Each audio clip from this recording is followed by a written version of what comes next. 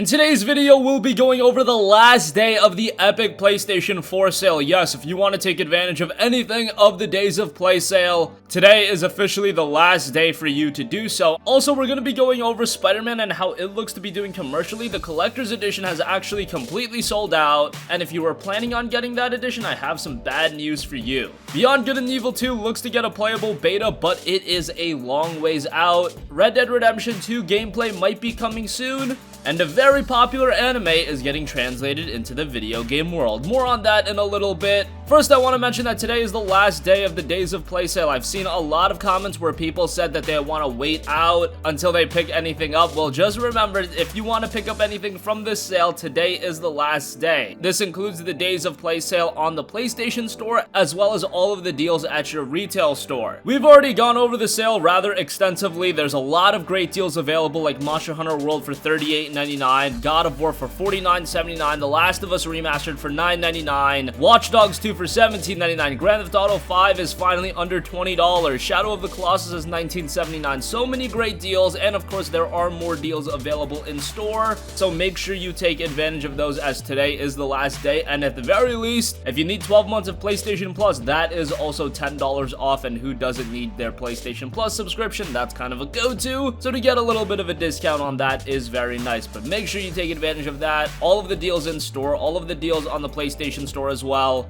those will be expiring at the end of today. Now, there is also a Best of E3 sale going on the PlayStation Store. That will remain until the end of tomorrow, so don't worry about that. You've got another day to pick up any games from that sale if you do so wish to wait on that. Next up, coming out of E3 2018, Spider-Man was one of the most acclaimed games, and this game looks to be doing very well from a commercial standpoint. I mean, I don't think it takes rocket science to figure out that a Spider-Man game developed by Insomniac was going to do very well sales-wise. And somebody tweeted Insomniac, quote, "Is there gonna be any more collector's edition of Spider-Man? I really want the statue, and it's sold out everywhere." Insomniac said, "Nope, we produced as many as possible, but demand was off the charts." And that's for a collector's edition. That's kind of crazy. Collector's edition is usually a collector's item, as the name of the edition would suggest, but it has completely sold out. And what that means, if you really want the collector's edition, you're about to pay really spiked up prices over on eBay. I would not recommend you do that, but if you really want that edition and you have no other option, hey, I guess it is what it is. Spider-Man, the demo we saw at E3 looked phenomenal. The game itself releases on September 7th. The collector's edition itself was a whopping $150, came with the special edition of the game with an art book, custom steelbook, extra in-game content, and of course a Spider-Man statue, but that is available no longer. Of course, you'll still be able to check out the base game or the digital deluxe edition, so at least you have that to go to.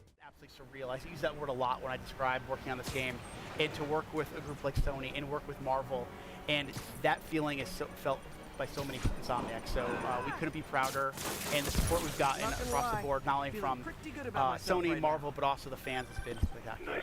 Brian, it just looks incredible. I mean, there's no other word for it. And you're flabbergasted. I really am. It's stunning. I mean, just look at that. How can you not be blown away by that? But we do have a limited amount of time here, Brian. You're an industry veteran. You've been in the industry. Moving right along, one of the other great games shown off at E3 was Beyond Good and Evil 2. This is a game that has been in development for a very long time, a follow-up to one of the cult classics in Beyond Good and Evil. And even though we saw a little bit of off-screen gameplay, this is a game that looks to be really far out. And game director of Beyond Good and Evil 2, Michael Ansel, said this, quote, "We aim for a playable beta for the end of next year." That is insane. And usually when they're aiming for things like beta at the end of next year, when they say stuff like that, I highly doubt they're gonna hit that window. That's not me being pessimistic. It's really the reality of the situation. Whenever a studio says we're planning for a beta in this window, not even a release, just a beta. Usually the release doesn't happen in that window, but when you're planning for just a beta in a window, I really have my doubts that that is going to happen. Beyond Good and Evil 2, I'm sure, will be a really good game. From the looks of it, this does seem to be a PlayStation 4 and Xbox One game, but considering by the time it's released, I'm sure talks of the PlayStation 5 will only have increased, so this might be another cross-gen title, but we'll wait and see. It is Beyond Good and Evil. We have such fond memories of the first game, so I'm sure when Beyond Good and Evil 2 does release, it is going to be a game that gains a lot of traction and does rather well, but this is another game that's just really, really far out.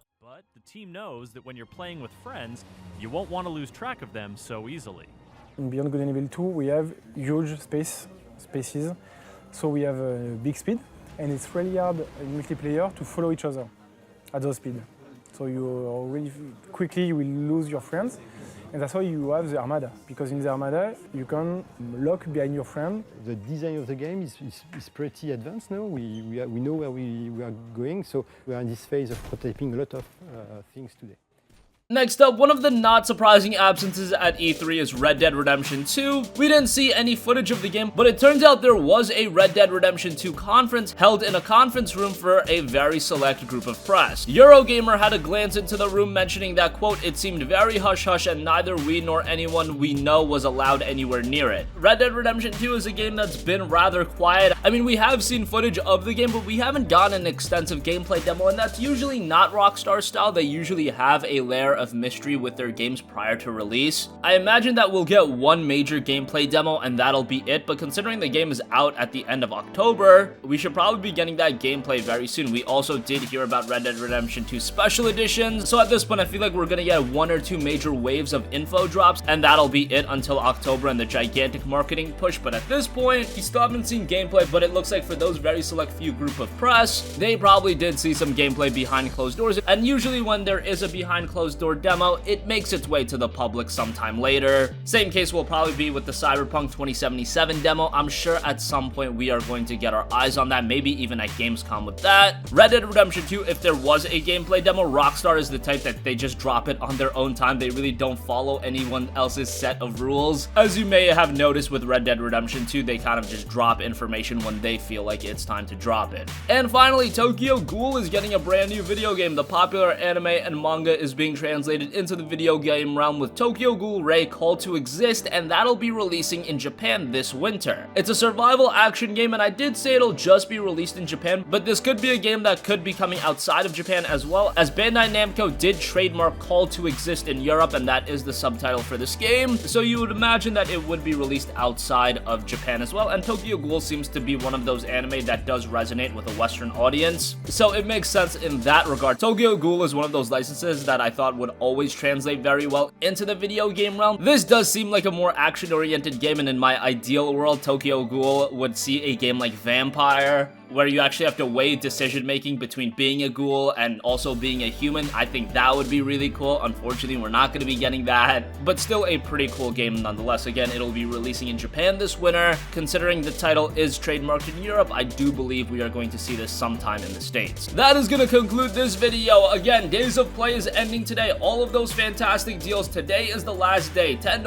off PlayStation Plus. All of those great game deals. $50 off PlayStation 4 Pro. The PS4 limited edition console. Get it while you can. Today is the last day.